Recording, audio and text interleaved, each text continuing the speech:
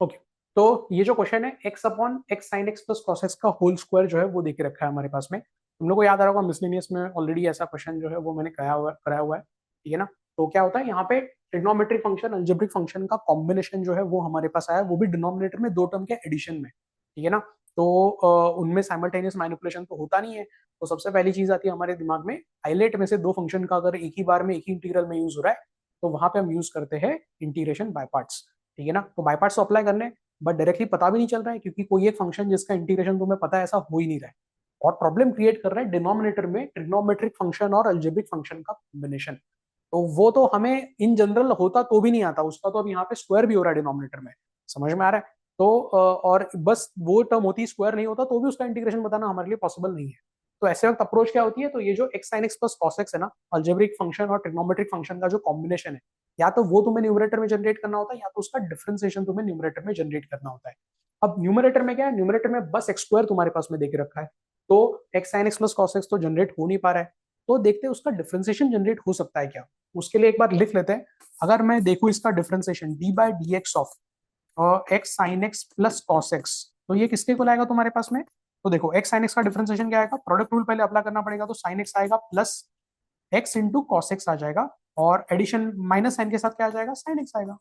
तो sine x cancel out हो गया, तो डिफरेंशिएशन क्या आ रहा है, डिफरेंशिएशन आ रहा है x into cos x.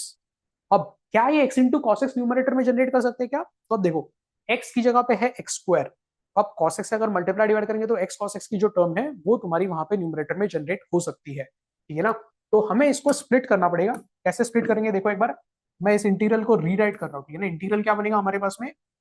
X into cos x लेता हूँ, तो एक एक्स बचेगा न्यूमरेटर में, ठीक है ना। और कॉस एक्स से मल्टीप्लाई डिवाइड किया तो यहाँ पे आएगा तुम्हारे पास में डिनोमिनेटर में cos x whole upon denominator में क्या टर्म आएगी तुम्हारे पास में, तो x sine x plus cos x का क्या आ जाएगा तुम्हारे पास, होल स्क्वायर इनटू क्या आ जाएगा डीएक्स, ठीक है। चलो अब यहाँ पे क्या हो रहा है, फायदा क्या हो रहा है, देखो ये जो टर्म हमारे पास अवेलेबल थी, ठीक है ना, तो इसी का डिफरेंशिएशन हमने बस न्यूमरेटर में जनरेट कर दिया है, ठीक है ना। तो अब देखो ये जो पूरा पार्ट है ना, इसका इंटीग्रेशन बताना तो हमारे लिए पॉसिबल है। तो हम क्या करेंगे, ये पूरा का पूरा सेकंड फंक्शन हो जाएगा, ये फर्स्ट फंक्शन हो जाएगा, और हम यहाँ पे इंटीग्रेशन बाय पार्ट्स अप्लाई करेंगे। अब इसका इंटीग्रेशन मैं ऊपर ही लिख देता हूँ। अगर ये वाले पार्ट को मैंने टी लिया तो ये पोर्शन हमारा dt में कन्वर्ट हो जाएगा। इंटीग्रल क्या बनेगा हमारे पास, dt अपॉन में क्या आ जाएगा, टी स्क्वायर, और dt अपॉन टी स्क्वायर का इंटीग्रल क्या आता है, -1/t आ जाएगा,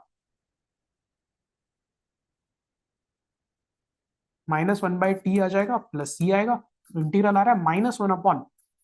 एक्स साइन एक्स प्लस क्या आ जाएगा तुम्हारे पास में, कॉस ऑफ एक्स आएगा, ठीक है ना। प्लस सी तो लिखने की जरूरत नहीं है क्योंकि अपन इंटीग्रेशन बाय पार्ट्स अप्लाई कर रहे हैं, तो एंड में हम वहां पे कांस्टेंट ऑफ इंटीग्रेशन को लिखेंगे। तो ये ब्लू कलर का पार्ट है, सेकंड फंक्शन है, उसका इंटीग्रेशन पता चल गया। फर्स्ट फंक्शन जो है, तो फर्स्ट फंक्शन का डिफरेंशिएशन क्या होता है, तो वो हमें लिखना पड़ेगा। ये एक्स अपॉन कॉस एक्स आ गया ना, तो एक्स अपॉन कॉस एक्स आ गया, ऐसे डायरेक्टली भी कर सकते हैं, बट क्वोशंट टूल अप्लाई करने से ज्यादा बेटर होता है कि हम प्रोडक्ट टूल को अप्लाई करें। तो d by d x of x into sec x क्या आएगा, देखो हमारे पास में ये आ जाएगा, सेक एक्स आ जाएगा प्लस एक्स इंटू क्या आ जाएगा, सेक एक्स इंटू क्या आ जाएगा, tan एक्स। साइन कॉस में अगर कन्वर्ट करेंगे तो क्या आएगा तुम्हारे पास में, नीचे कॉस स्क्वायर एक्स आ रहा है, तो कॉस एक्स आ जाएगा plus x into sine x आ जाएगा, और डिनोमिनेटर में क्या आएगा हमारे पास यहाँ पे, कॉस स्क्वायर एक्स आ जाएगा, ठीक है। तो इंटीग्रेशन देख लिया सेकंड फंक्शन का, डिफरेंशिएशन देख लिया फर्स्ट फंक्शन का, बाय पार्ट्स अप्लाई करके आंसर बताने की कोशिश करते हैं। क्या आएगा देखो अब हमारे पास में, इंटीग्रल आ जाएगा, पहले first term as it is रहेगी x upon cos x into u as it is integral of v d x, तो आएगा -1 upon x sine x plus cos x आ जाएगा, माइनस साइन के साथ इंटीग्रल ऑफ क्या बनेगा तुम्हारे पास, तो फर्स्ट फंक्शन का डिफरेंशिएशन, ये पूरी टर्म आएगी हमारे पास में, तो cos x plus x sine x upon में क्या आ जाएगा हमारे पास में, कॉस स्क्वायर एक्स आएगा, whole term, this whole term multiplied by क्या आएगा तुम्हारे पास में, integral v d x which is -1 upon क्या आ जाएगा हमारे पास में, x sine x plus cos x. और इन दोनों के प्रोडक्ट का इंटीग्रेशन हमें करना है विद रिस्पेक्ट टू एक्स। तो देखो इन दोनों का प्रोडक्ट हो रहा है, न्यूमरेटर डिनोमिनेटर में सेम टर्म आ गई, ये माइनस और माइनस तुम्हारा क्या हो जाएगा, प्लस हो जाएगा। तो फाइनल आंसर लिख लेते हैं हम लोग यहाँ पे, फाइनल आंसर क्या आएगा देखो, x upon cos x as it is लिख लेते हैं, ठीक है ना, उसी फॉर्मेट में आ रहा है क्या, x upon cos x as it is लिख दिया, और -1 upon x sine x plus cos x को भी मैंने यहाँ पे एज इट इज लिख दिया। एडिशन में क्या आ रहा है देखो हमारे पास में, एडिशन में आ रहा है, ये टर्म कैंसिल आउट होगी, कॉस स्क्वायर एक्स ऊपर जाके बन गया sex square x, sex square x जो है उसका इंटीग्रेशन क्या होता है, सिंपली हमारे पास यहाँ पे tan x बस आ गया। तो आंसर आ रहा है tan x, दो जगह पे आ रहा है, ऑप्शन 1 में आ रहा है, ऑप्शन 3 में आ रहा है, और माइनस साइन आएगा x अपॉन या x into sec x upon क्या आएगा, x सेक एक्स, दोनों जगह पे, यहाँ पे प्लस साइन है यहाँ पे माइनस साइन है, बट ठीक है, नीचे क्या है x sign x plus cos x, तो माइनस साइन के साथ आएगा ना, तो माइनस साइन चाहिए हमें, x सेक एक्स आ गया upon x sign x plus cos x. Option 1 is the correct answer.